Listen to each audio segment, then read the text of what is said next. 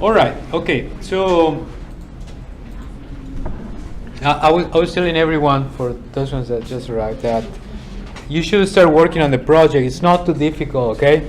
It's just digitizing this plot, and when you digitize these points of shale porosity as a function of depth, you're going to be able to construct this porosity versus effective stress function.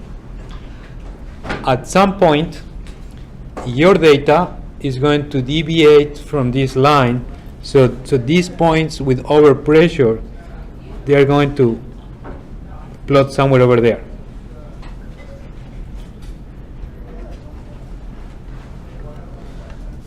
So in order to expand and to get an equation that extends for the effective stress at these depths, what you have to do is to use these two equations of porosity or Boyle ratio. Can you tell me what is the Boyle ratio as a function of porosity?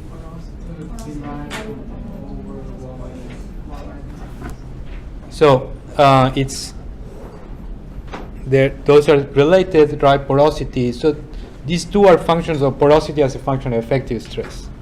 As soon as you get those, you get effective stress. If you know the effective stress and you know the total stress, you know the pore pressure. And that's it. That's about this problem, okay? You have all the tools in order to solve that. What we're going to do today is to link this type of equations, these compaction curves, to the constitutive model. So not only we can tell what is the pore pressure in this section, but we could also tell what is the strength of these sediments. Remember that the lower the porosity, the stronger the rock gets. And probably next time, Chojin, you should bring one of your samples compacted at very high effective stress. It's just all uncemented sediment, but you will see that they get very, very stiff and very strong as you lower the porosity and you compact it under a very high stress. So this is what we're going to see today, how that compaction affects the strength of the unconsolidated sediment. But remember that you can already do this one, and then today we're going to see how to solve this part and how to solve for plastic strains. All right, so let me get there. Let's see the last thing that we saw.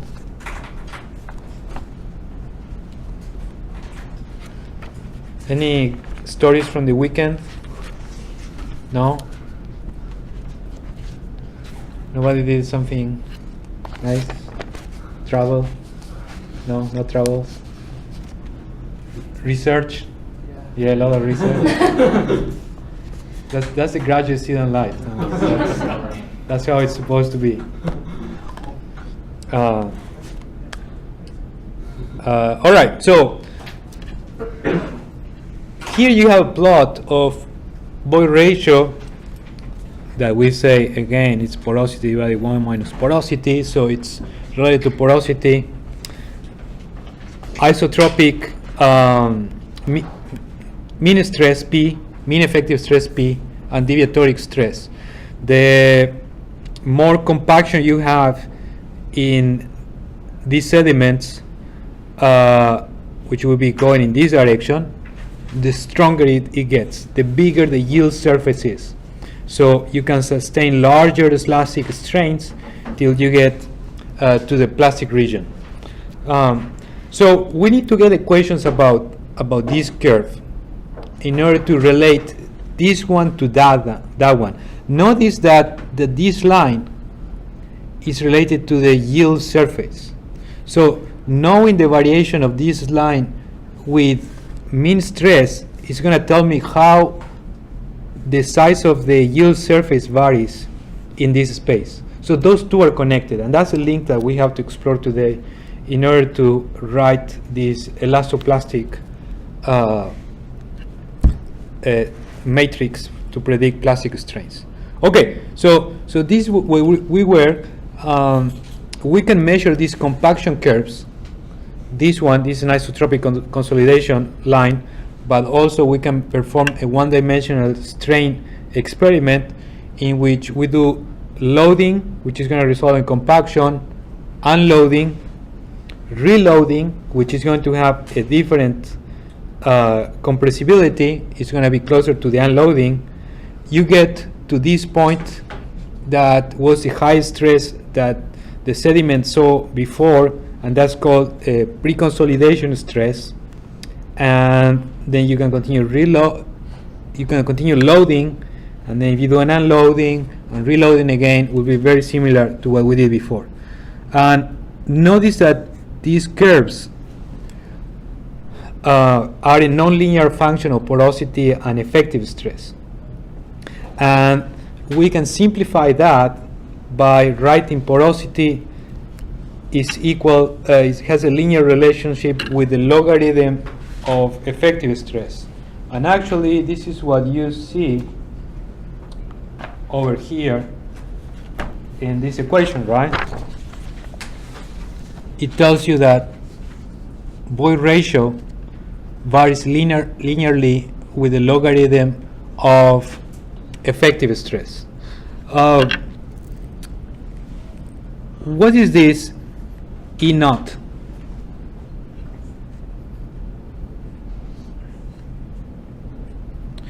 This is the void ratio at sigma V equal to 1 MPa. It's that value over there. Just a clarification. But it's just a line. It's a line. It's a linear dependence of logarithm of effective stress with void ratio. So, what do we do with that then? From here, similar to the question that I just showed, you can write what is the variation of void ratio as a function of the change in effective stress.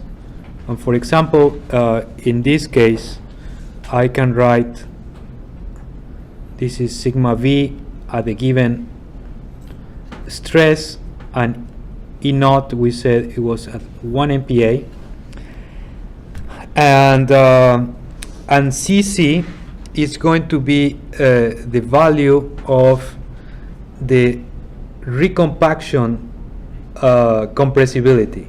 So CC, let me extend this a little bit more.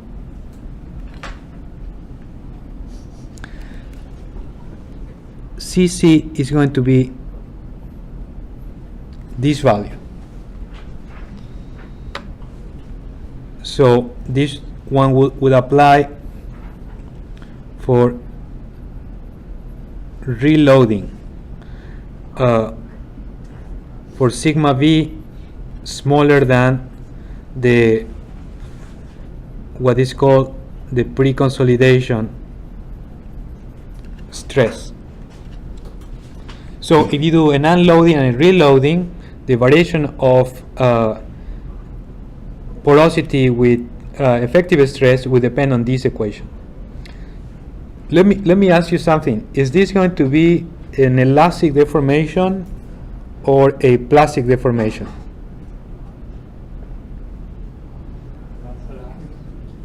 It's going to be elastic. It's going to be an elastic deformation. Let me change this so I get a little bit more of a space over here, because I need to write another equation.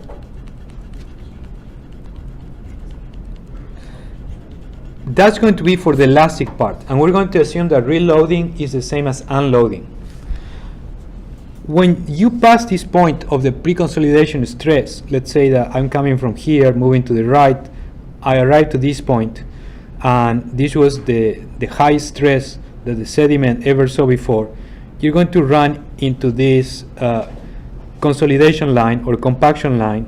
That is the first time that the sediment goes through that, and because of that, that compaction is going to be much higher, and that's going to be related to another parameter which is called CS. And now the variation in the void ratio is going to be given by this equation, but with this other parameter CS. So this one was mostly elastic, or in according to our model it's going to be purely elastic, but this one is going to be elasto-plastic, and it's going to be elasto-plastic if you do an unloading.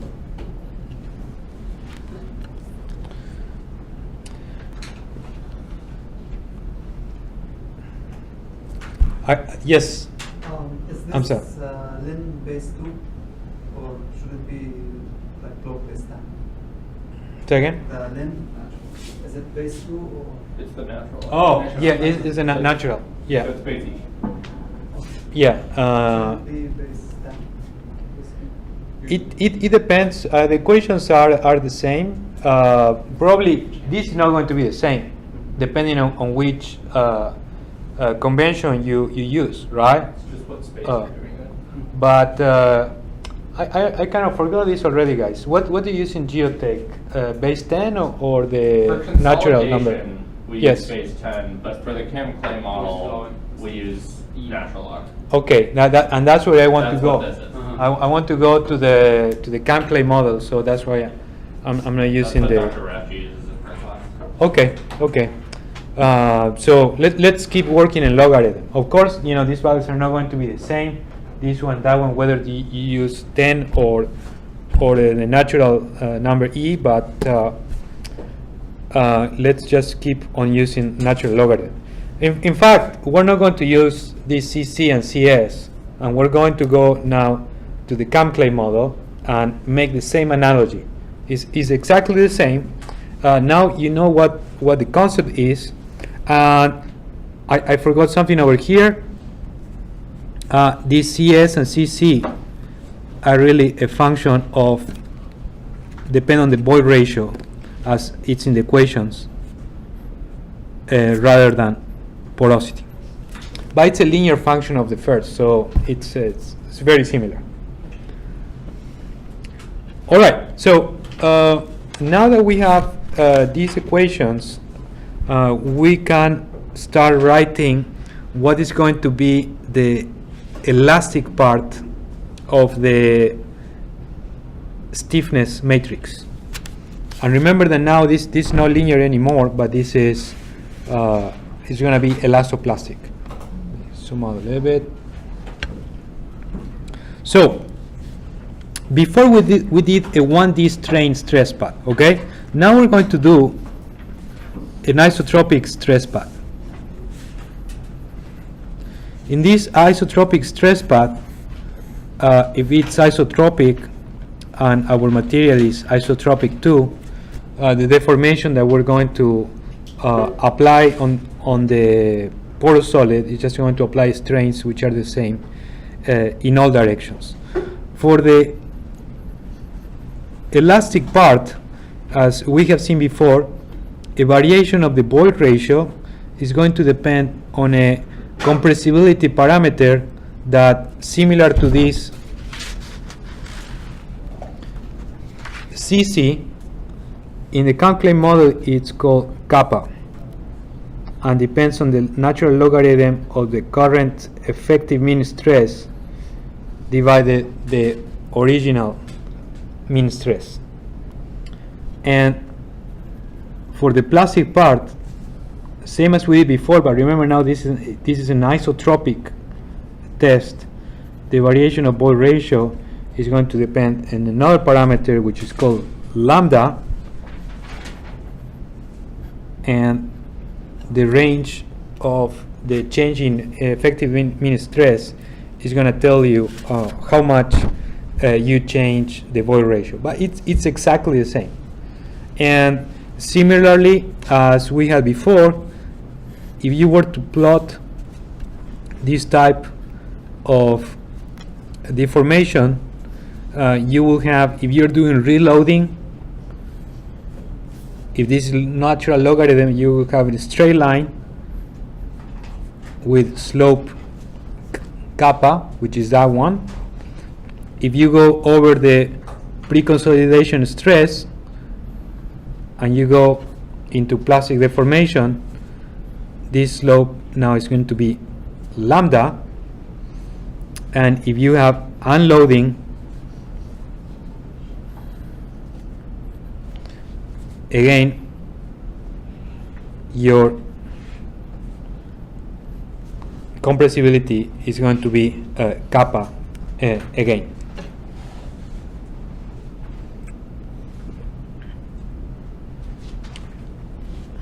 Notice that this point is your preconsolidation stress for an isotropic stress path, which coincides with this point over here.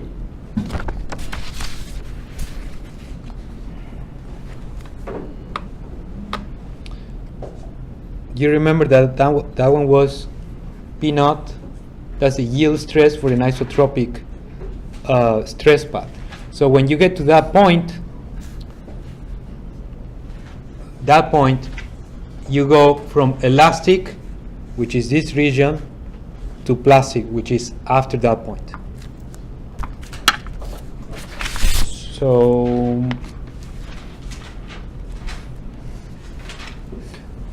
what do we do with that now?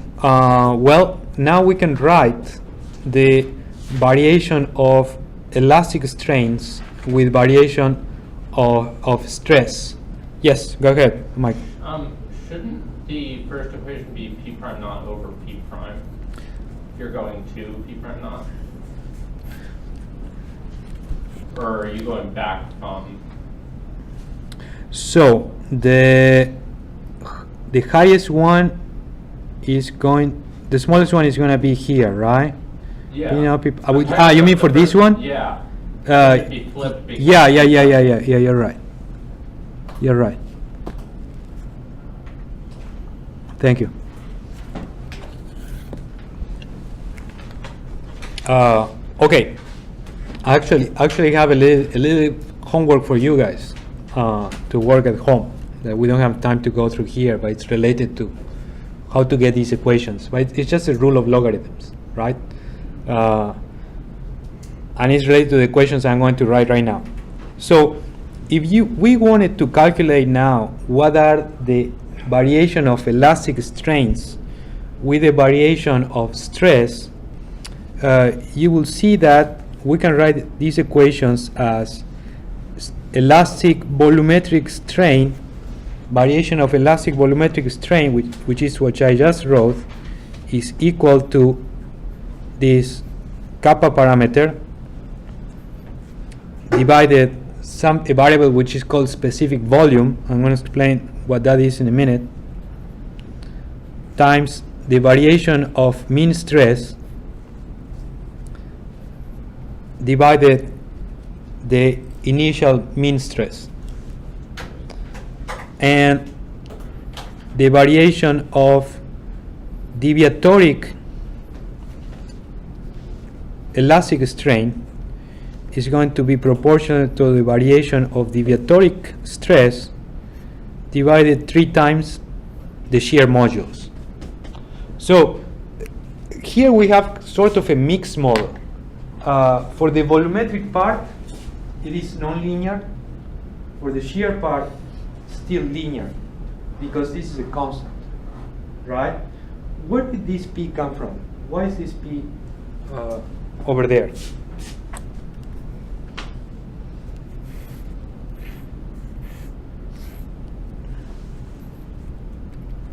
Any suggestion?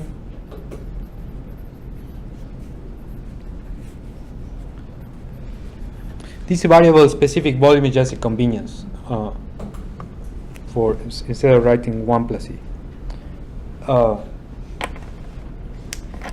This is the result of taking the derivative of a relationship like this one, right? That equation it looks like a void ratio is equal to a constant minus kappa, the natural logarithm of sigma. Well, in this case, we're talking about P, right?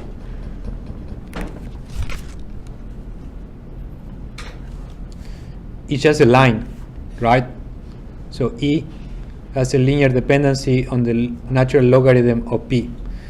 What is the derivative of logarithm of P? 1 over P, right? So that's where that P comes from. And just do, right? So dE dP, it will be equal to K P prime. What about this parameter? Where did it come from? It looks like it came from nowhere. Notice that this is variation of void ratio, and this is variation of volumetric strain. So what is volumetric strain?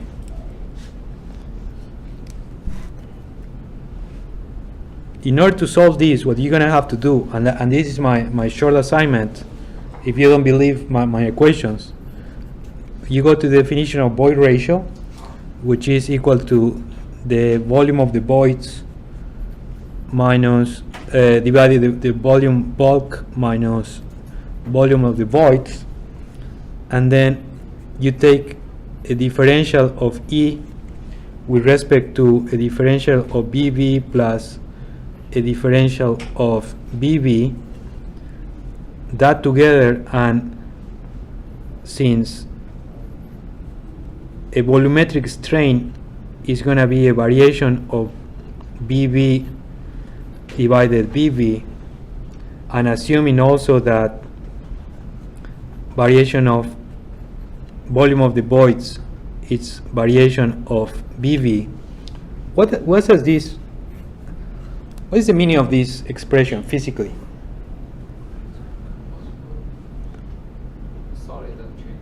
The solid didn't change volume, right? So this is not respecting our poroelastic assumption that the solid can also change volume.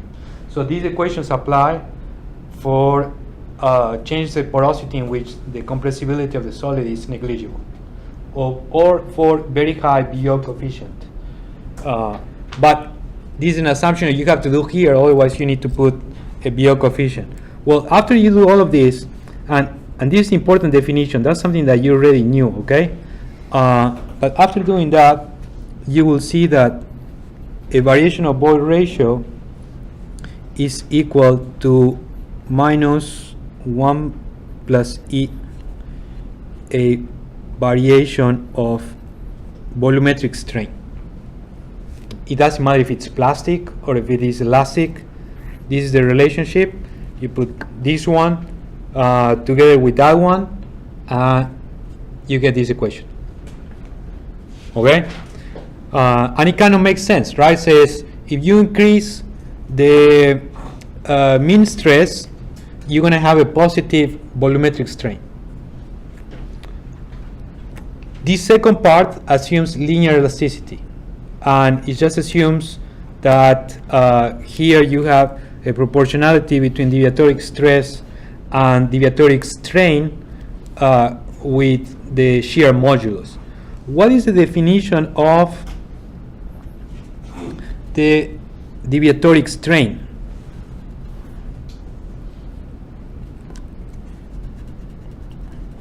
The definition of deviatoric strain, similarly to deviatoric stress, is going to be epsilon 1 minus epsilon 3. I didn't work out this demonstration yet, okay? So if you do it and you send me that, I'll check it. I'll be happy to verify that. But I didn't have this time this year to go again and check that actually it is true, okay? But I just wanted to check it on my own. But if you do that, just let me know. Assuming this, you will get to this equation, and now you will be able to compute the elastic strains. So now in the elastic region, we have an equation, right?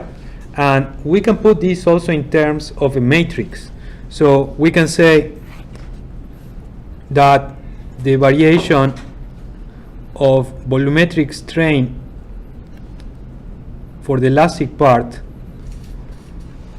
and the variation of the deviatoric strain is equal to a matrix where this is K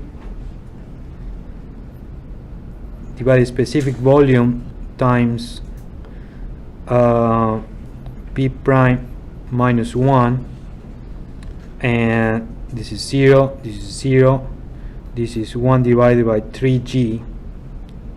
Notice that those have the units of 1 over stress unit or pressure unit times a variation of P prime and a variation of deviatoric stress. So this is very similar to the matrices that we have seen before. You remember that C matrix that was 6 by 6, and then we have elements mostly in diagonal. Well, this is the same thing, but now instead of talking about the Cartesian stresses, sigma xx, sigma yy, and so on and so forth, we talk about a mean stress and a deviatoric stress. And this part is nonlinear for the mean stress. This one is linear.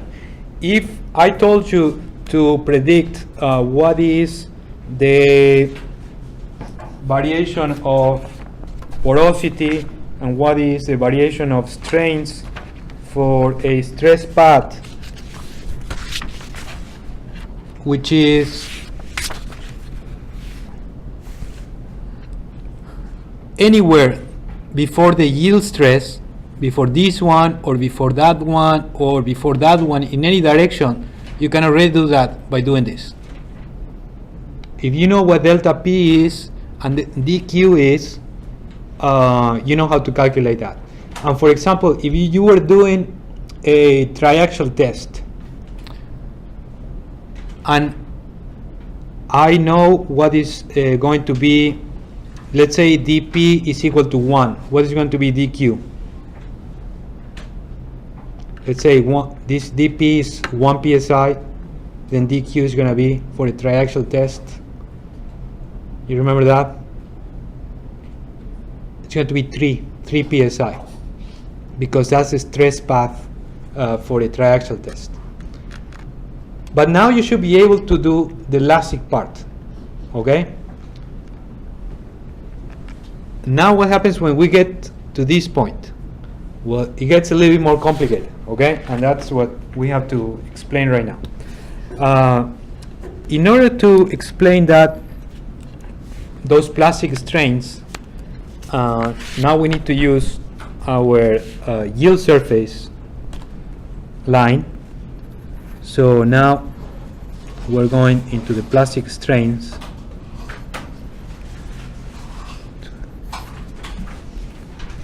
If you remember, the equation of that ellipse looks something like this, where m is the slope of the critical state line, P0 is the isotropic preconsolidation stress, and I could also write the same equation a little bit differently by dividing that by P naught, and this is going to be, it's the same equation but just written differently.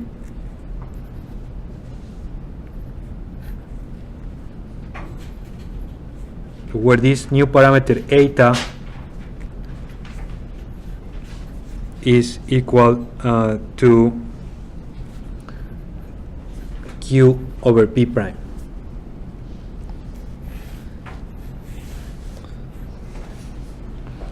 What was the principle of the flow rule? How do you calculate plastic strains?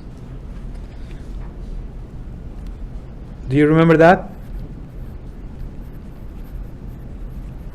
The flow rule said that the plastic strains are, the magnitude depends on the vector normal to the yield surface.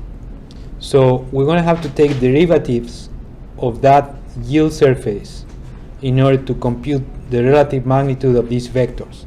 Notice that it varies. Either if you are here, it's going to be a vector which is vertical, or if you are there, which is going to be horizontal, which makes a lot of sense, right? Because say if I'm running an isotropic test, I'm not going to have any deviatoric strain. I'm just going to have a volumetric strain. And if I'm running a test here at the limit of the critical state line in shear, I do not have any volumetric strain, I just have deviatoric strain. We'll get back to this in a bit. All right, so what are the derivatives of this function? Well, you can go to Wolfram alpha. That's what I do. I already, yesterday, I didn't remember what was the derivative of natural logarithm. So I had to go to Wolfram alpha and put that in there. And also the rules of multiplication and division, I already forgot those. So, but Wolfram alpha can save you. And if you go there, you can compute these derivatives, and this is what you're gonna find. You can find the solution for these ones.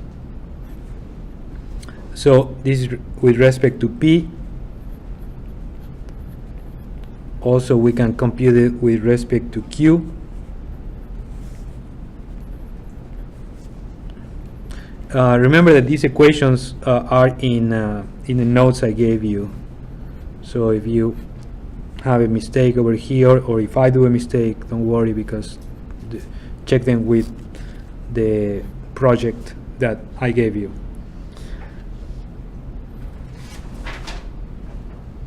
And there is going to be one more derivative. Which one is that? It's not straightforward to see out of this two-dimensional space, but it is there. Which is the other derivative? Remember, this is the critical state line. This is P naught prime, and we're computing a vector normal to this, which is going to give me the components of that. The third one is going to be the variation of the yield surface with respect to the preconsolidation stress. And that one is the simplest one of all the other ones. Is equal to that. Why do we need that? We need it because this is the function that is going to tell me how much the yield surface changes in size with a given deformation. So remember that this is not a static surface. This is a surface that moves, and this value is going to move. If there is a strain hardening, it's going to move to the right. If it's strain softening, it's going to move to the left. Okay, so what do we do with that? Now we have the derivatives.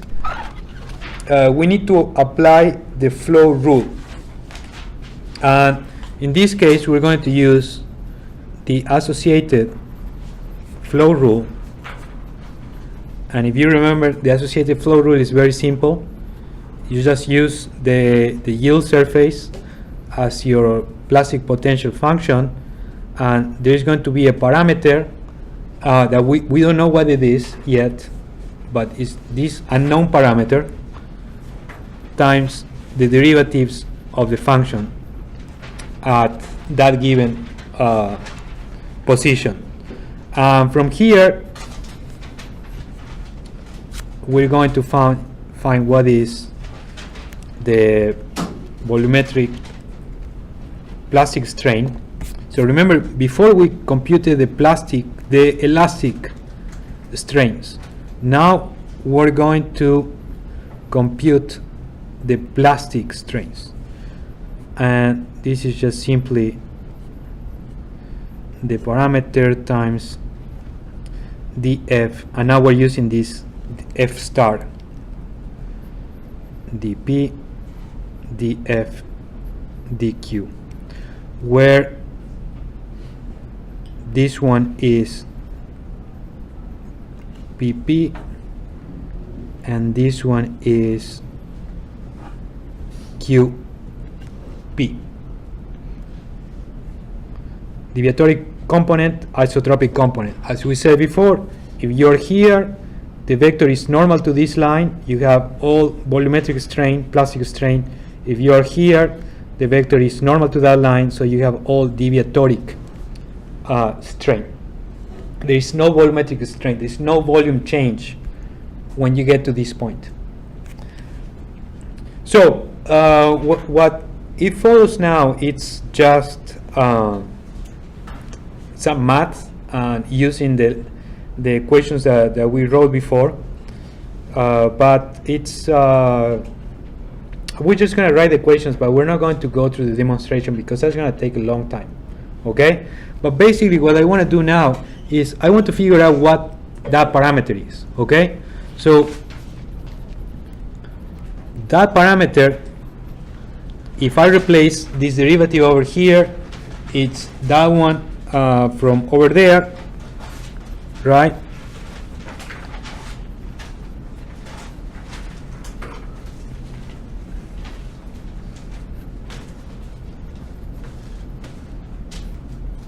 Nothing new so far.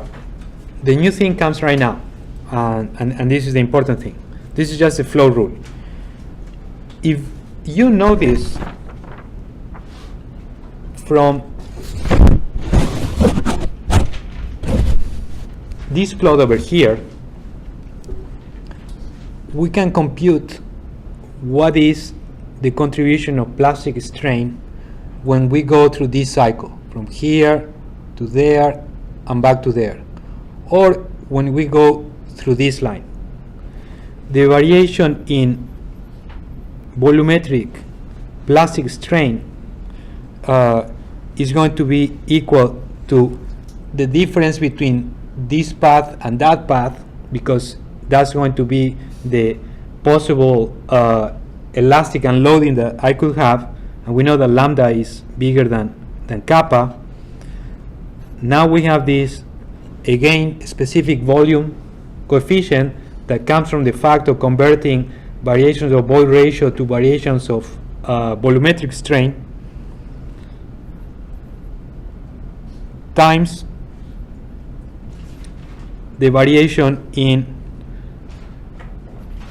mean stress. And that's going to be valid whenever I go through an isotropic elasto-plastic compression line.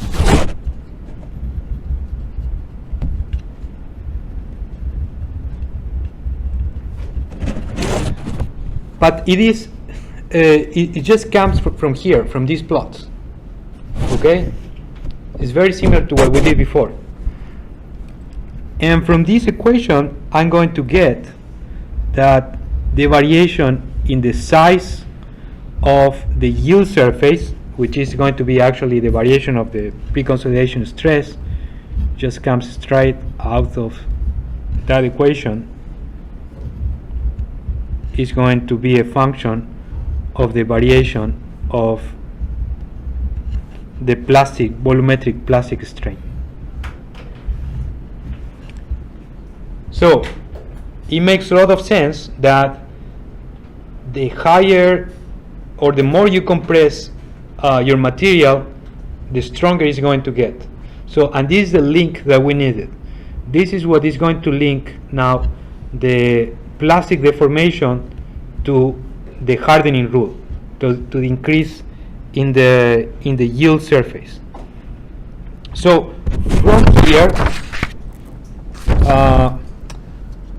now we can link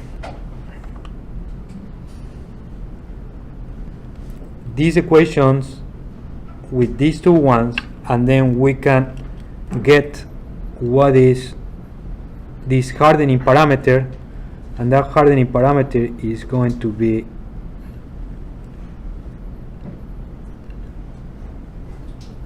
this one, and if I know what is the hardening parameter and I know the flow rule, I know exactly what those values of plastic strains are going to be, right? And now I can do the same that I did before. Now I'm just summarizing the flow rule in a matrix. I know that this is going to be the plastic strain. This is going to be the volumetric plastic strain. This is going to be the deviatoric plastic strain. That's going to be equal to hardening parameter lambda minus kappa specific volume p prime m squared plus eta squared times, and I'm going to put these equations in the matrix. Don't worry, it's not too big. It's going to look something like this.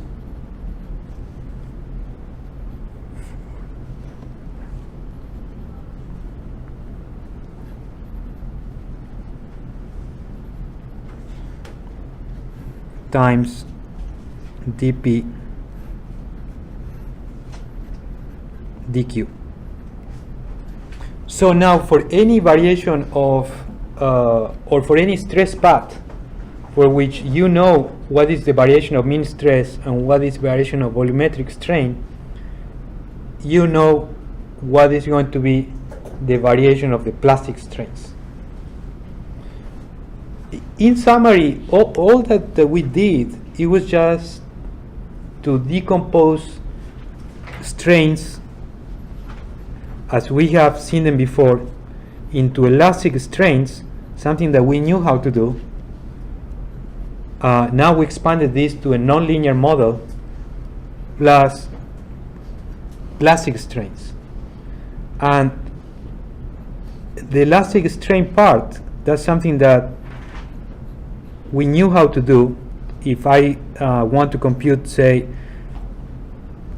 a variation of strain,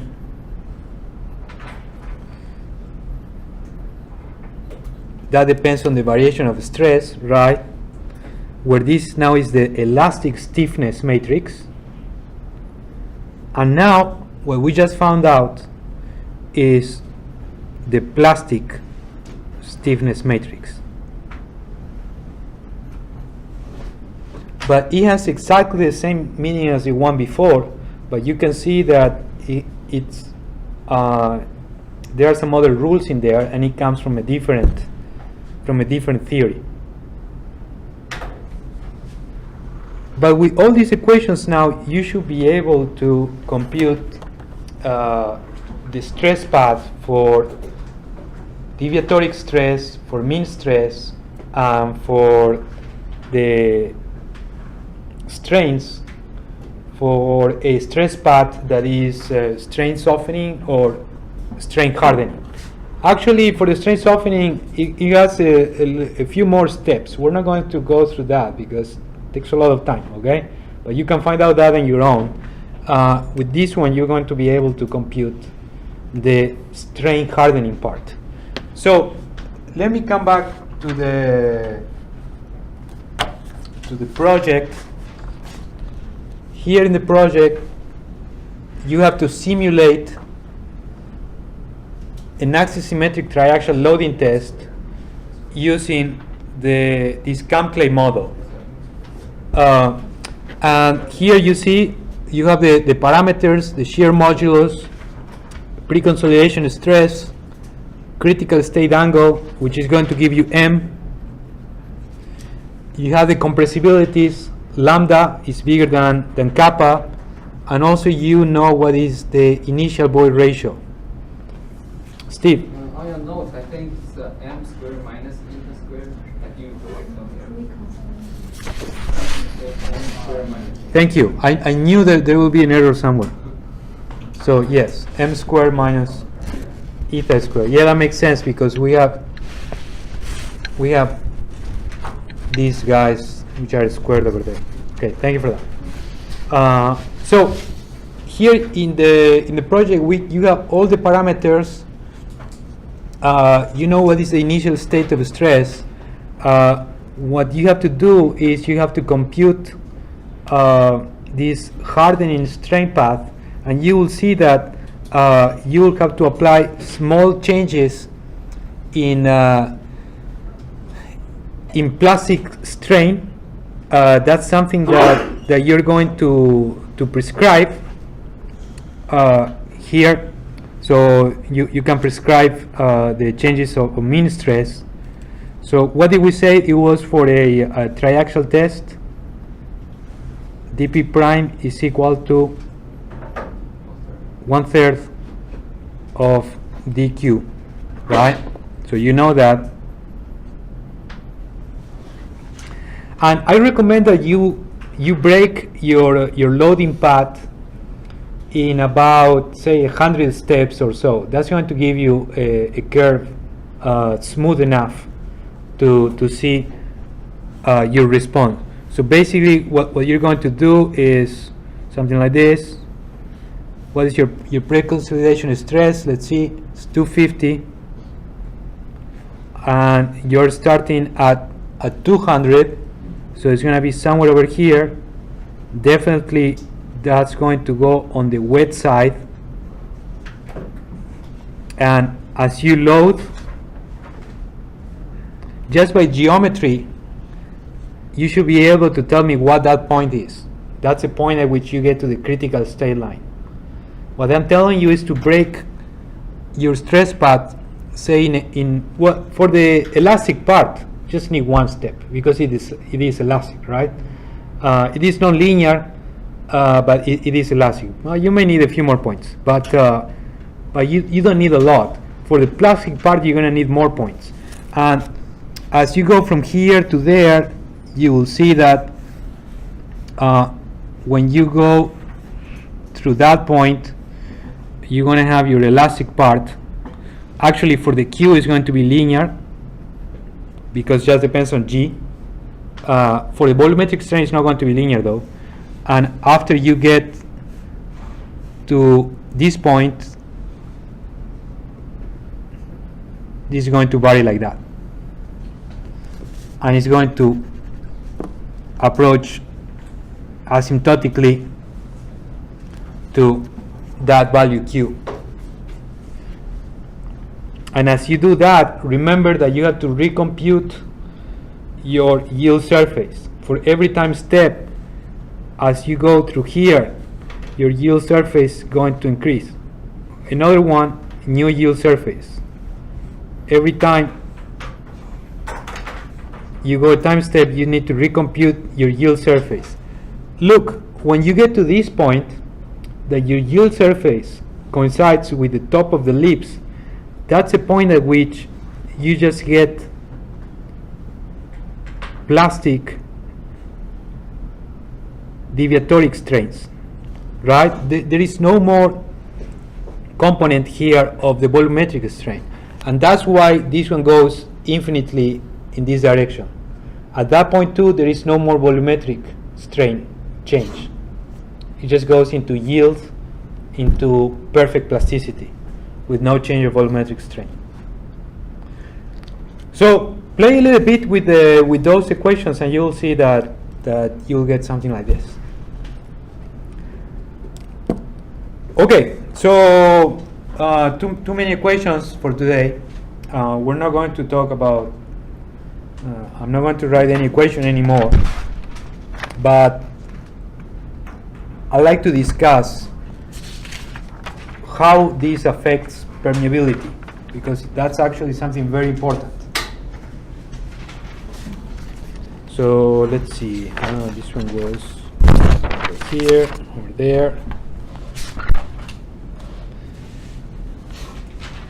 Knowing if you're going to have a strain softening or strain hardening response, it's very important, because that's going to affect the mode of failure, something which is called strain localization, and that strain localization also affects permeability. So let's come back to the drawings that we have been doing before, and we're going to run two tests. One which is strain softening, and another one which is strain hardening. I'm going to plot it here in a different plot so it looks like the experiments that we have seen, similar to the triaxial test, the data I gave you before. First, let's say that you're testing a material with strain softening response. You go that stress path, reaches a peak, then gets weaker and goes into residual strength. That's going to look in this Q deviatoric stress versus deviatoric strain curve, something like this, right? Let's try to see what is the grain scale or the microscopic behavior of that, how this failure is going to progress. In order to do that, I'm going to consider a sample which is composed by small sections. All right, so let's say that we're going through this stress path and I reach failure at that point, and the material cannot support that stress anymore. And let's say that that happens right there. That is the first point. We're going to assume some mild heterogeneity. So there is one point which is slightly weaker than all the other ones, and this is the one that fails first. Right? So it failed. Now that it failed, because it's in a strain softening behavior, that piece of rock is not going to carry stresses anymore. It's just going to say, I'm out. I don't want to deal with this stress. I'm out. And so what happens next? Who is going to have to carry that stress? Because still somewhere over there, right? So at the top of the stress, there is one that says, I'm out. I don't want to deal with this anymore. What? Elements surrounding it. The surrounding elements, right? The neighbors here, now they have to deal with that. But probably, you know, since this guy says, I'm out, I don't want to deal with that, now the neighbors have to carry a lot more of stress than what they had before. Because before, all they were sharing some stress, but now they have more stress than what they had before. And probably they're going to go also over their peak. And if they go over their peak, they're going to fail too. And if they fail too, they also going to say, I can't deal with this anymore, I'm broken, next one in line takes the load. And it's going to continue like this. And the elements which are preferentially aligned with this shear failure process is going to they are going to have to carry these stresses, and this is going to be something very quick, because you are at the top of this stress curve. So when you get to that point, it's going to be very quick, and this is going to result in something which is called strain localization. It means that the failure is localized just in that in that region. Probably there might be some other elements somewhere over here that never felt that very high stress than what the neighbors did. The neighbors did because there was one that gave up at some point, but the others didn't. And because of that, that piece of the rock is going to remain more or less unbroken, but there's going to be a localized region in the rock which is going to be broken. And it's going to be that one. When you go through this process of localized failure, you're going to have fractures, very well-defined fractures. If I assume that I have two conjugate fractures, then it's going to look something like this.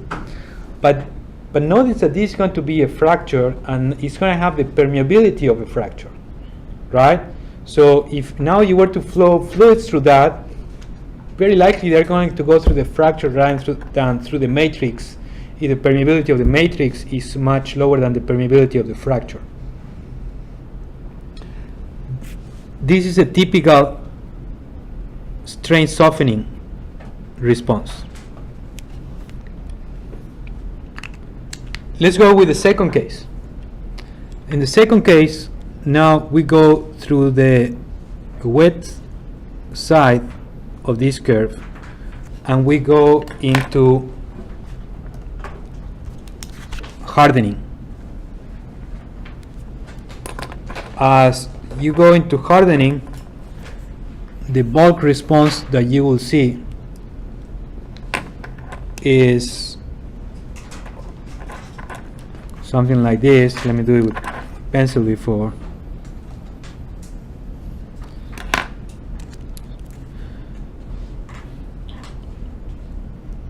It's going to be something like that. Where notice now the material gets stronger as you have more load. Oh, let me add here. I was meaning that you have stress applied on it. Oh, something I forgot to say. This type of phenomenon is something which is called a positive feedback mechanism.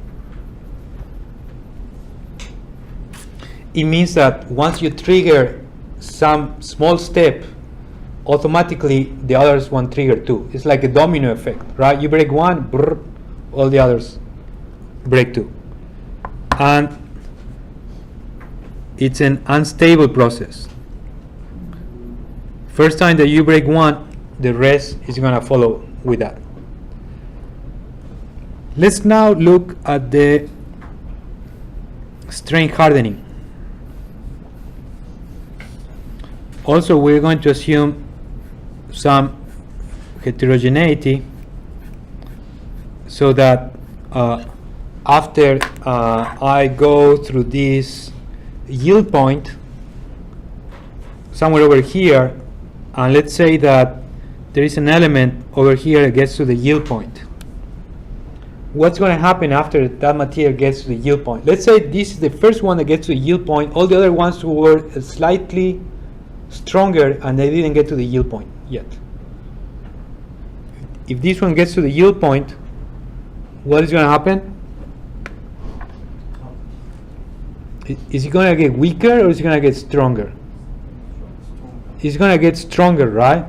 So once this one gets stronger, actually it's going to get to the level of the other ones that were already strong. And you have to run the test a little bit more till another element goes into yield.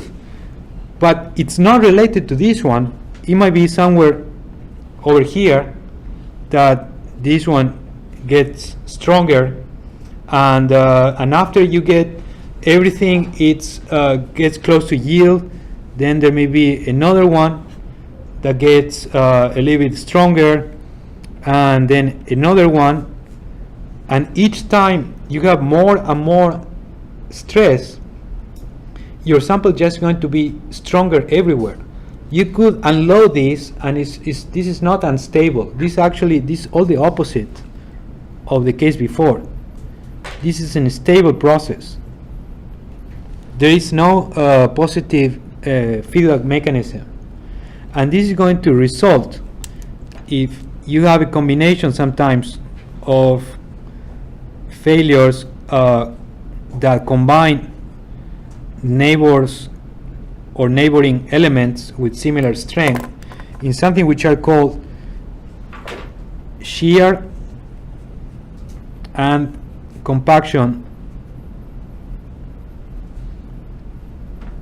bands. A compaction band is basically, imagine that there is a section in the rock which is weaker than all the rest. Something like, imagine this rock and then there is a section there that has a higher porosity than the rest. And you go through this strain hardening response.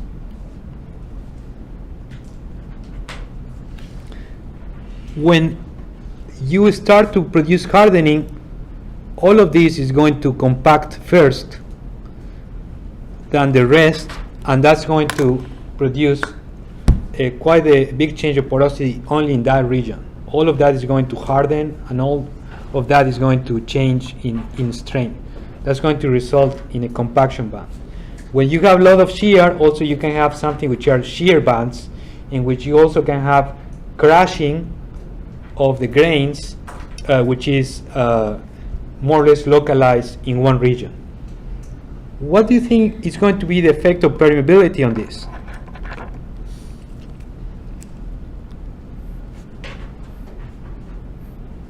You think fracture permeability is going to contribute a lot to the effective permeability?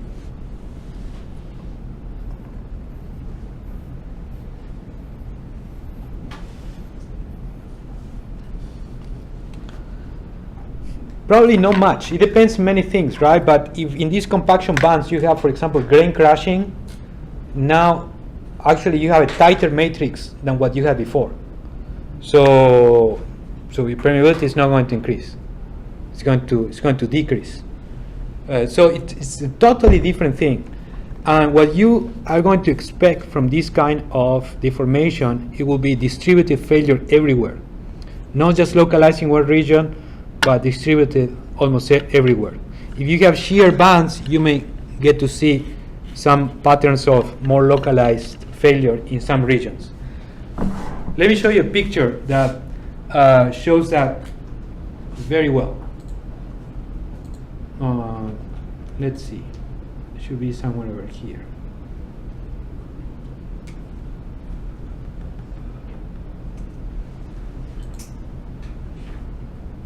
All right. So same material.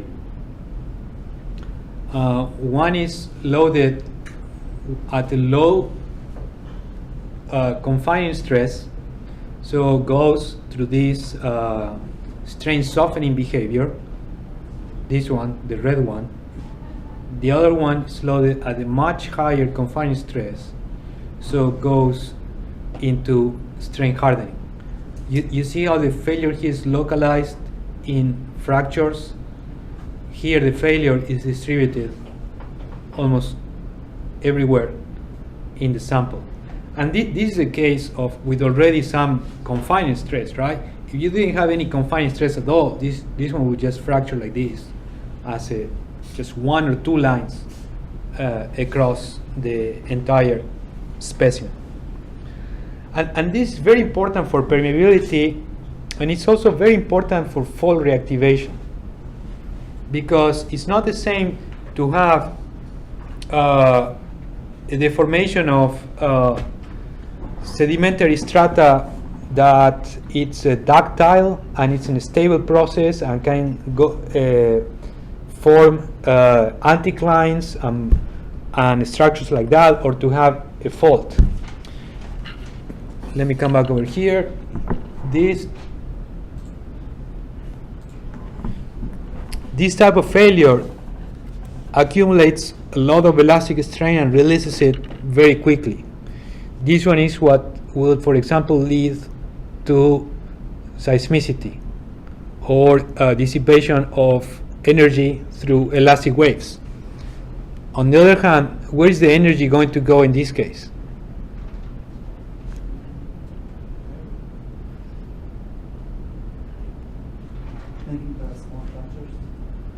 In the small fractures, but it's mostly all plastic deformation, right? This one, you have some lot of accumulated elastic strain, but then it released very quickly. This one is never released, all consumed in plastic deformation, and maybe in heat if you look at the long term. So it's just going to dissipate, and it's not going to happen abruptly as that one, but this is going to happen slowly with time. Okay, so there are a few more things that we have the time to discuss, for which we're going to finish this topic of plasticity. That we're not going to see equations for that, but it's important that you keep in mind. First of all, our theory, it's somehow limited in the sense that we have been working with something which is called isotropic hardening. What that means is that our hardening is symmetric with respect to the hydrostatic axis. If we come back to some of the plots that we were doing when we just started talking about plasticity, and we plot here a hydrostatic axis, our functions, our yield surfaces, if that's the initial yield surface, is always growing symmetrically with respect to the hydrostatic axis. Sometimes that's not true. Sometimes you have something which is called kinematic hardening, and what that kinematic mean, or where does kinematic come from? The center of the yield surface change, like moves. It will move, right? So kinetics, that means movement, so there's going to be a movement of the hardening. So in some sort of materials, you could have a weakening of the material. Imagine that you have a material which is not fractured, and then it is fractured. That kinematic, that yield surface, it might move, say down, or it might move up to a new axis of symmetry. It may happen also with some materials that may harden in some particular direction, other than in all directions. And another very important case that you should know and you should remember is that we have been dealing so far with uncemented granular media. Because they were uncemented, the yield surface went through the origin of coordinates. So in a QP diagram, first of all, we never had tensile stresses, because in uncemented sediments you cannot have tensile stresses. So our yield surface looks something like that. If you have a cemented material, your yield surface can go to the negative side. So this one will be cemented, this one will be uncemented, and this one will be something which is similar to your cohesive strength. That tells you how much the material it is cemented.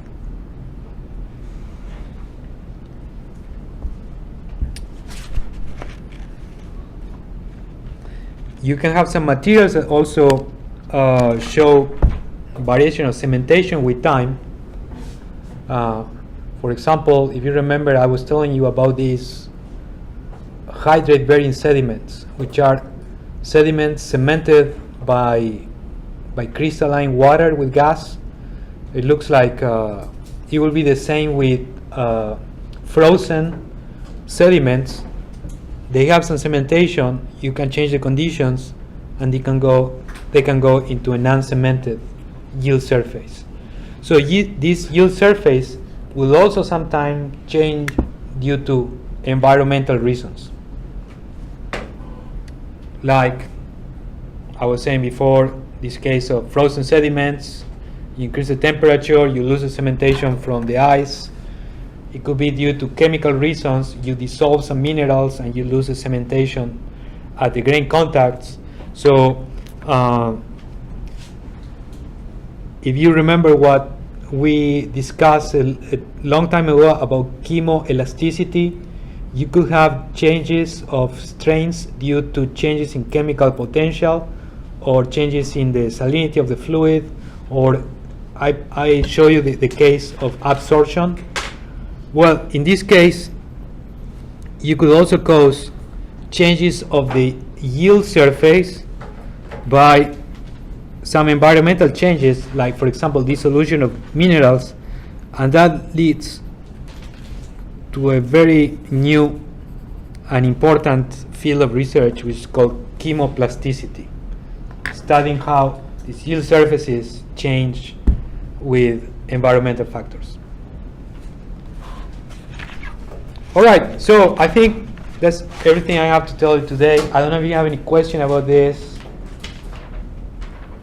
No? Well, if not, then just work on your project, and now you have all the tools in order to solve it. Let me know if you have any questions, and from Thursday we'll start talking about hydraulic fracturing.